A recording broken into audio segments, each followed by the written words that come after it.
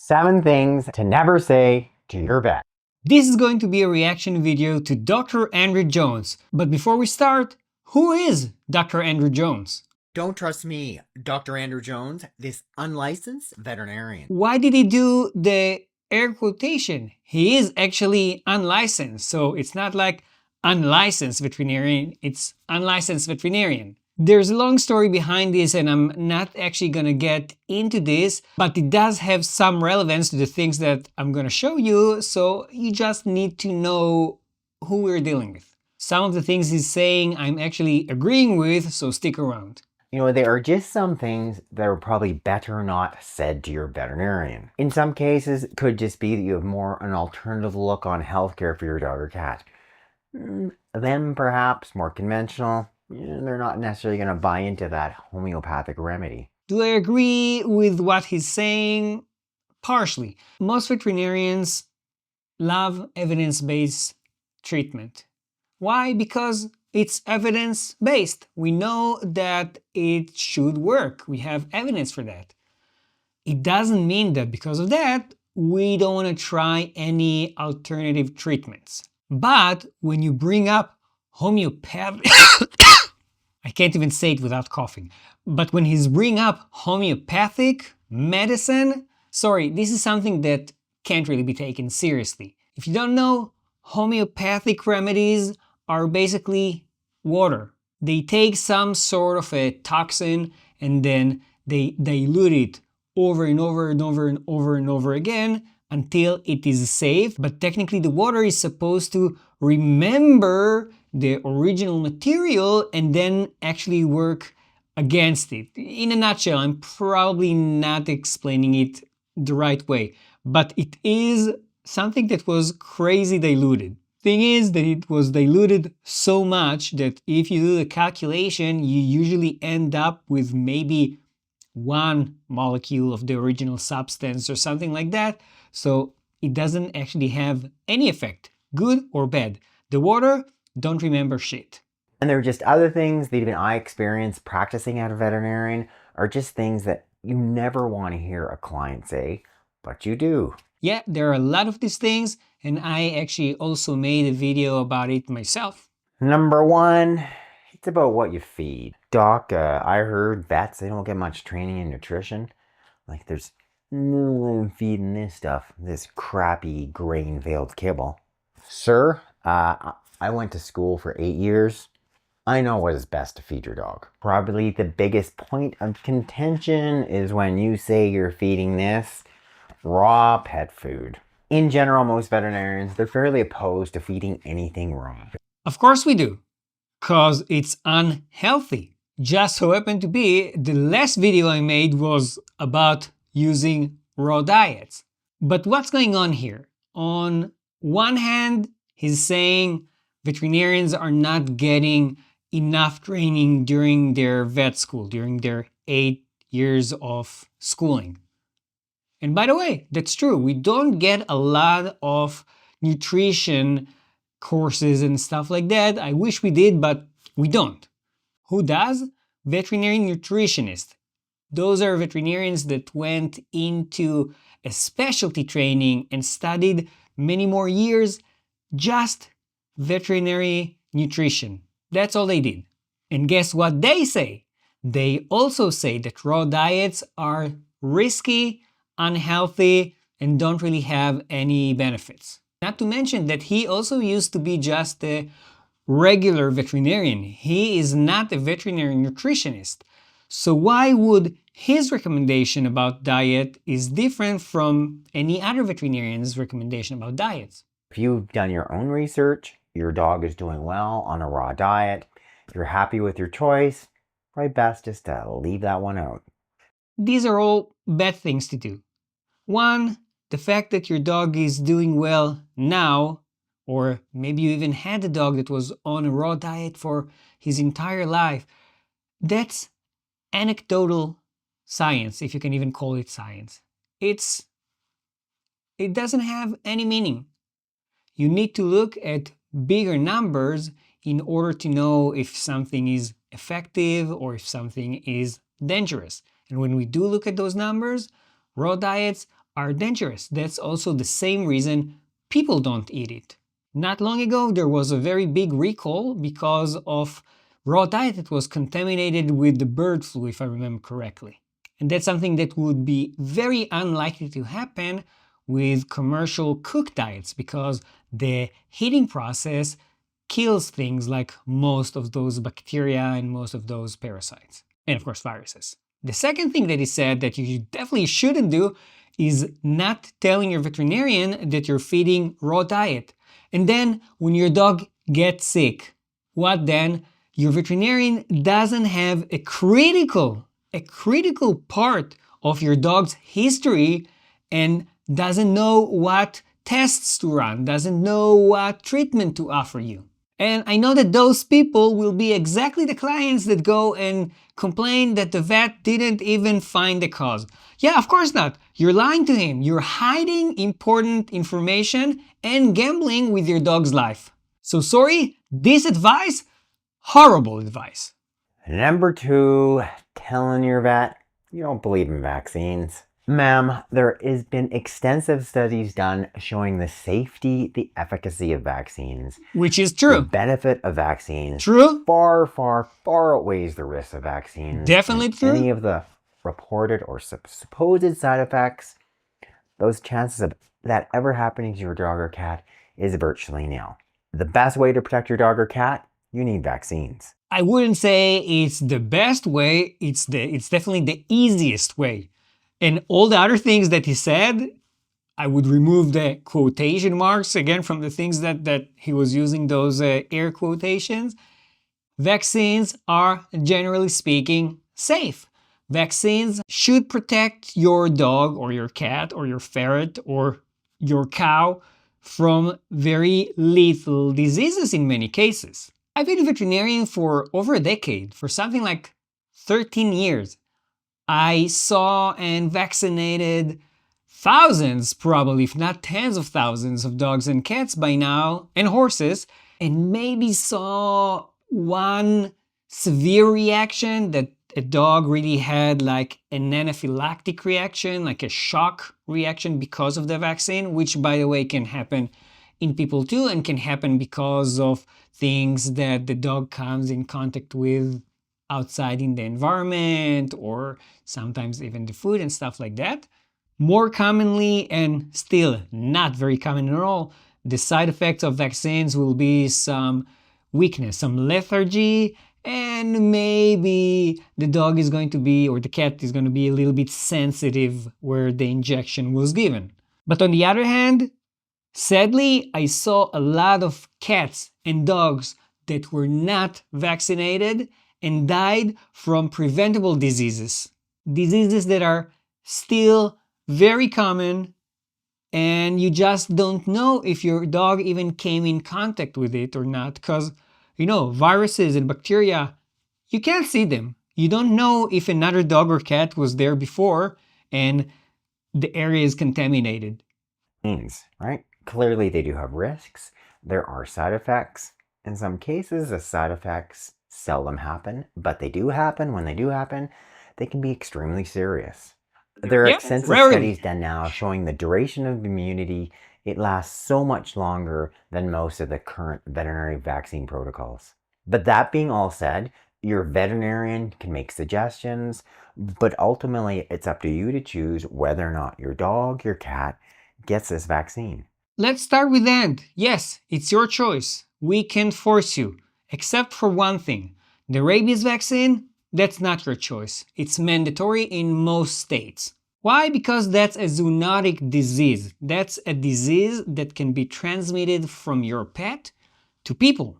Going to the beginning of what he said, again, like I said before, yes, there are side effects, very, very rare, very, very uncommon.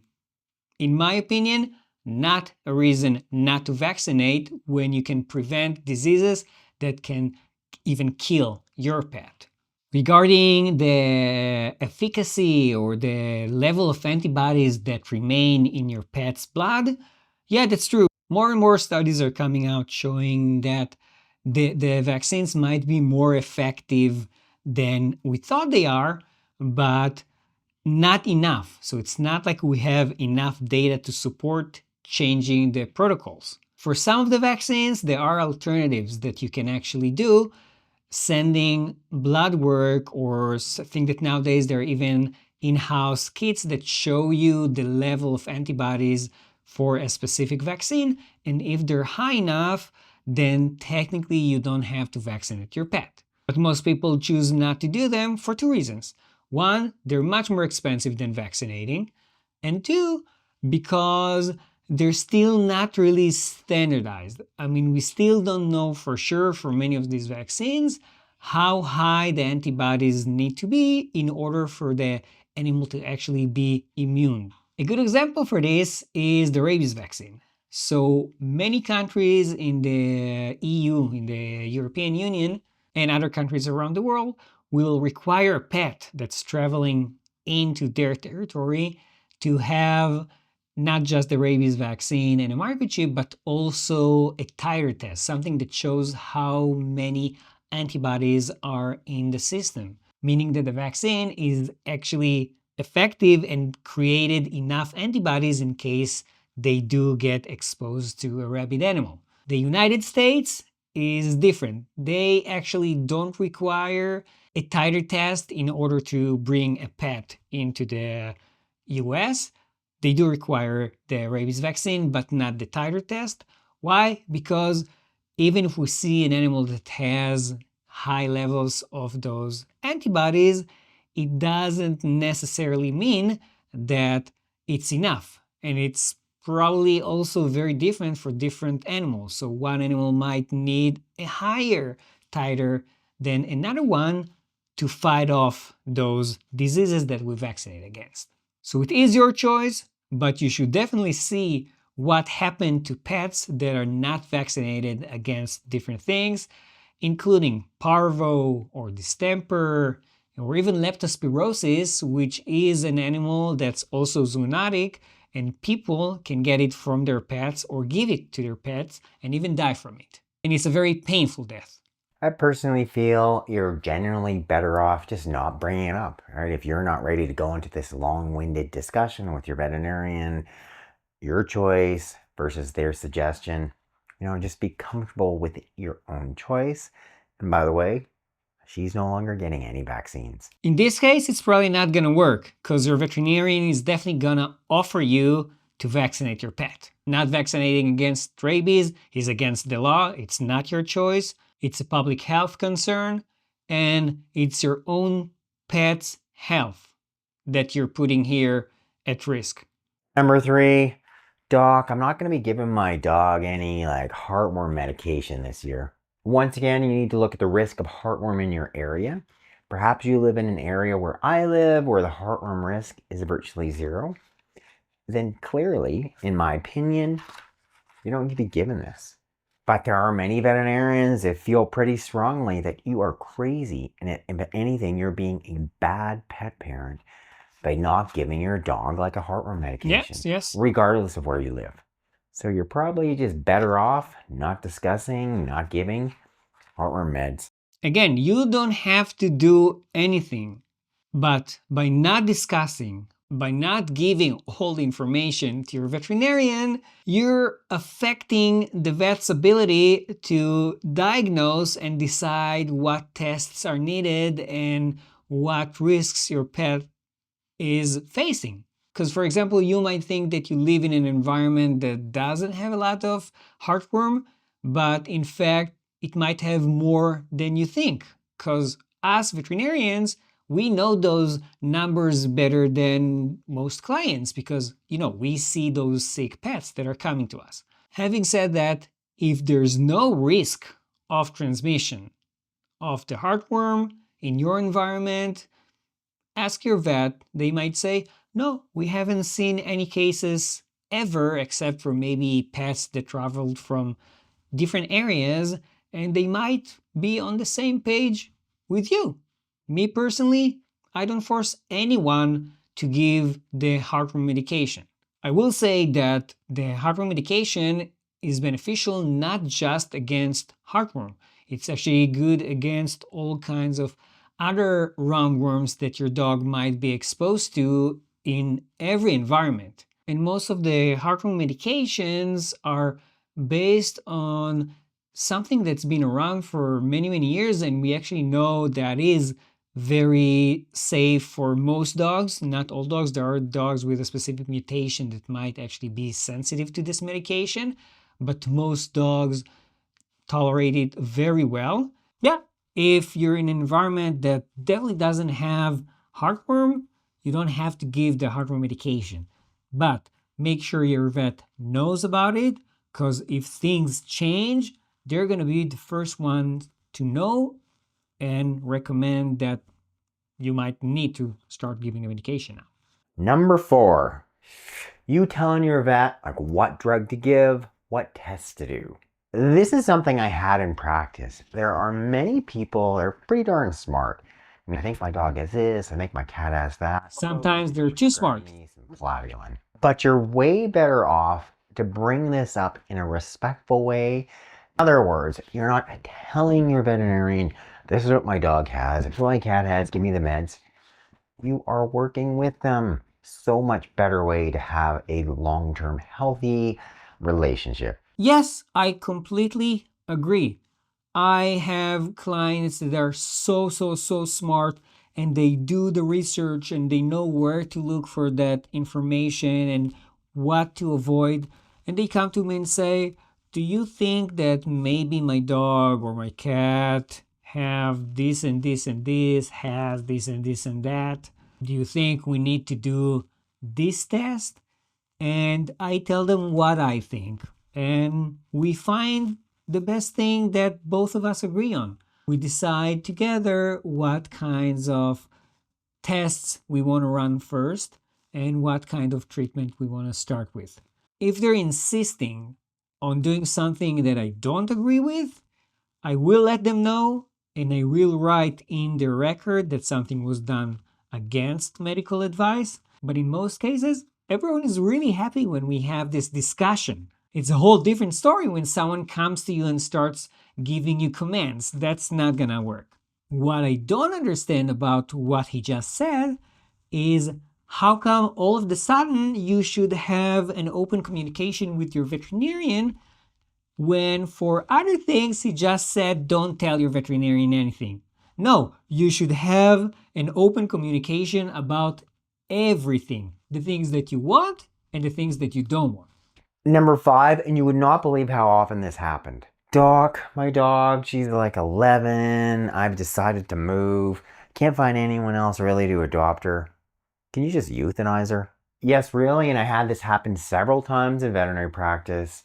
You know, clients asking to euthanize a healthy dog or cat. That's something no veterinarian should ever hear, and no one should ever be asking their vet, can you euthanize my healthy dog or cat? I agree 100%. I'm happy to say that it only happened to me one time when I was still in vet school. We had a client that came with a dog that was like, I think something like 10, 11 years old, asking us to euthanize her. And we were like, why? What's going on? I said, no, nothing is going on. She's just old. I said, is she sick? Is she vomiting? Is she having diarrhea all over the house? What's going on? I said, no. She's completely okay. But she's just old. She had her run. Euthanize her. Of course, we didn't agree to do anything like that, and we told him, look, she might live to be 17, even 18 years old. It's not a reason to euthanize her.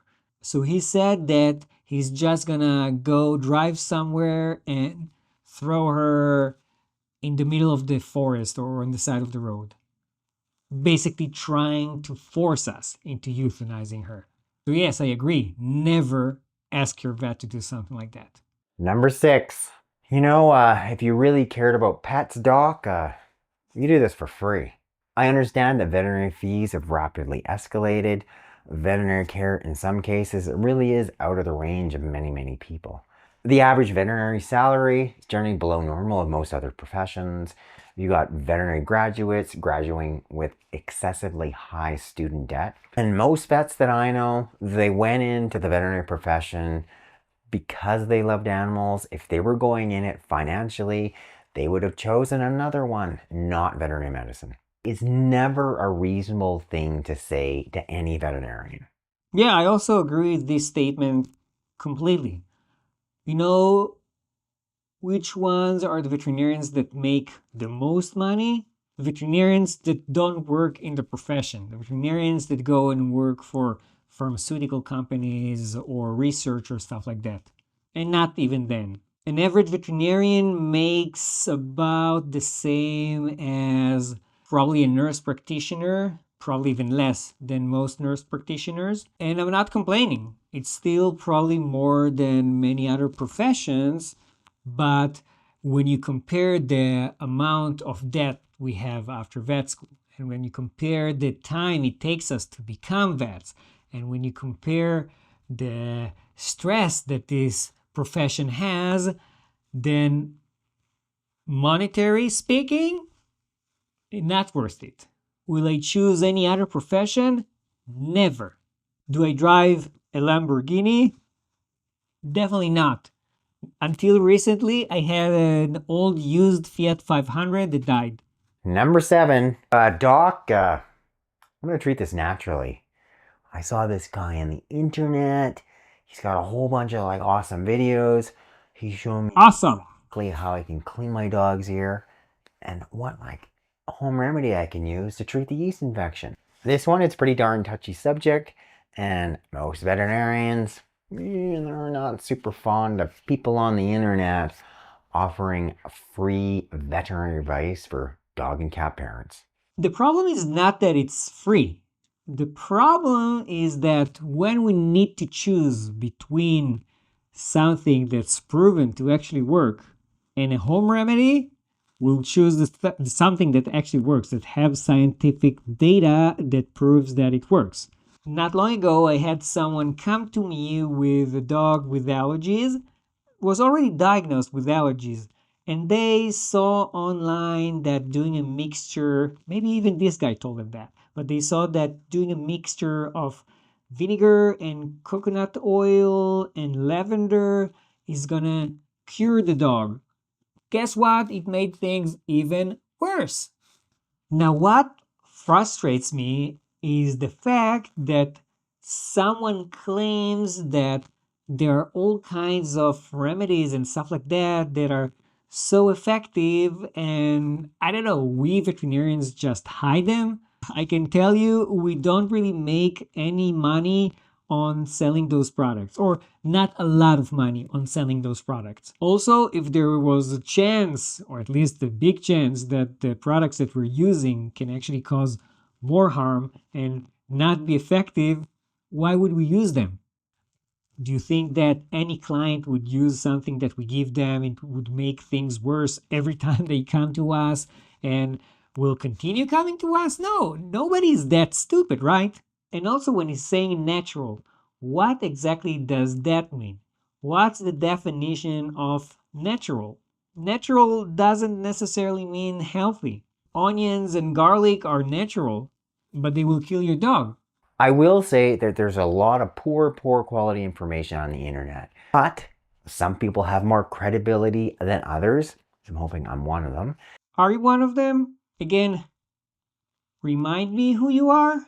Don't trust me, Dr. Andrew Jones, this unlicensed veterinarian. Please go and do your research, see why he's actually unlicensed. And there really are an array of different home remedies, such as the Panicure, such as the Selsun Blue, which have studies showing that they are potentially effective, and there really are legitimate options. So if you have a veterinarian that's a little bit more open to alternative treatments, okay, then bring it up. But if you have the conventional vet, is the white lab coat, is like, I don't even want to hear it, and all that stuff, it's got zero evidence, don't try it, you're so much better off using conventional A, B, or C, you're probably better off just not bringing it up in the first place. Again, with the not bringing it up, dude, we already said that we want to have an open conversation with our vet. You said it. Also, Panicure, not natural. Silencium Blue, not natural. It's an anti-dandruff shampoo that has specific, I think, metals or something like that in it that stop fungi from multiplying, so they kill yeast and other fungus in the skin. In some places, you even need to have a prescription from either a veterinarian or a human doctor to get those two natural products. But I guess that when you're making money from selling those natural products, not these two specifics, but other branded natural products, then of course you want to make them sound like they're the safest and best option ever. I am open to using natural things. I am open to using alternative medicine. I'm not open to just randomly trying stuff that doesn't have any support and in a way is even known to cause danger to your dog. So tell me what you think about this. And by the way, if you're here, like, subscribe, comment. It really helps boost this channel to more people. And when we reach 5,000 subscribers, I'm going to be giving away hats. Yay! So check this out.